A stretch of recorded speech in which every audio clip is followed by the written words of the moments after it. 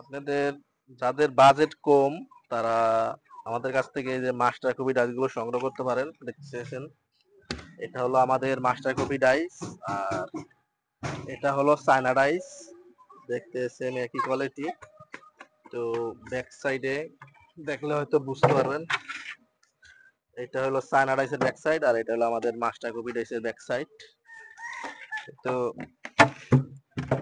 আপনার চায়না ডাইসের যে বাজেট ওটার থেকে আমাদের এটার বাজেট খুবই একটা কম।